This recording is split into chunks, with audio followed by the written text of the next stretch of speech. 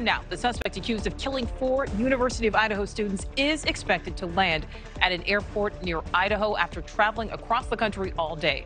This is a significant part of the next chapter of this case because when he lands and comes here, the jail and courthouse in Moscow will be much closer to learning new details about how this tragedy happened and why.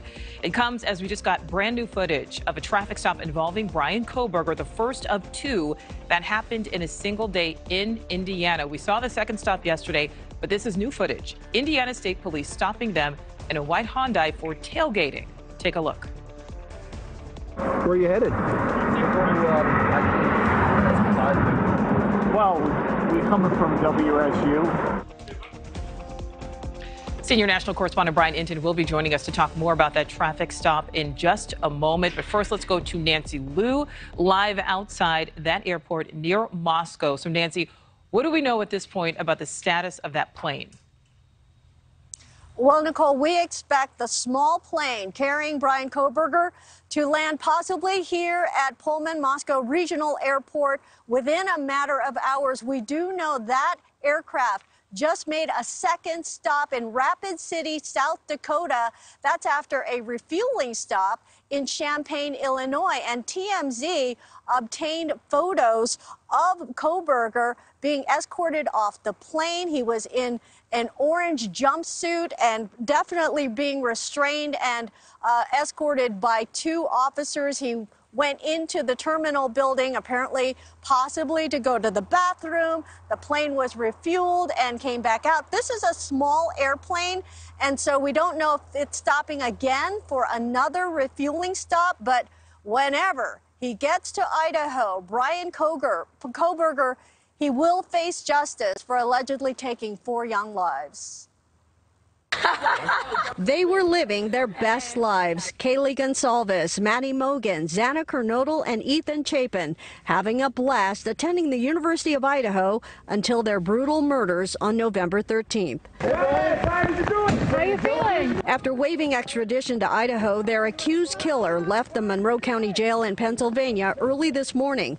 Bryan Kohberger is apparently eager to see what's in the probable cause affidavit here in Idaho. I definitely believe that one of the main reasons the defendant chose to waive extradition and hurry his return back to Idaho was the need to know what was in those documents. Today, the release of more new body cam video of Kohberger driving the white Elantra linked to the case. Right up on the back end of that van, pulled you over for tailgating. Kohberger's defense already underway. His Idaho public defender had reps at the murder scene before his Pennsylvania court hearing, and a Latah County judge has issued a non-dissemination order.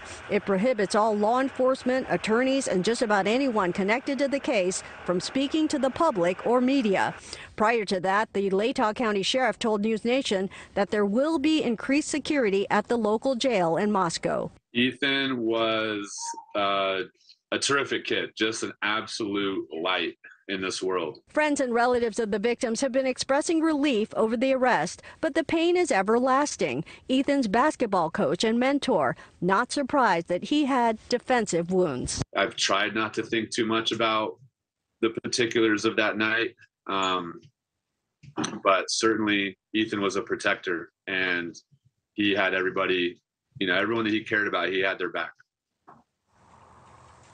Now, the small plane Kohberger has been on is owned and operated by Pennsylvania State Police. Again, we know it made a stop in Rapid City, South Dakota. We're unsure if they're changing planes, so we'll continue to track the situation. Soon as he arrives, we expect him to be served with the arrest warrants, and then we'll see the unsealing of the probable cause affidavit. But, Nicole, there is so much interest in this case and the transport of Bryan Kohberger that thousands of people have been tracking the suspected flights. Nicole. Oh, yeah, a lot of people tracking that flight. Nancy, thank you. Thank you for watching. Go to newsnationnow.com to find NewsNation on your television provider. And don't forget to click the red subscribe button below to get more of NewsNation's fact-driven, unbiased coverage.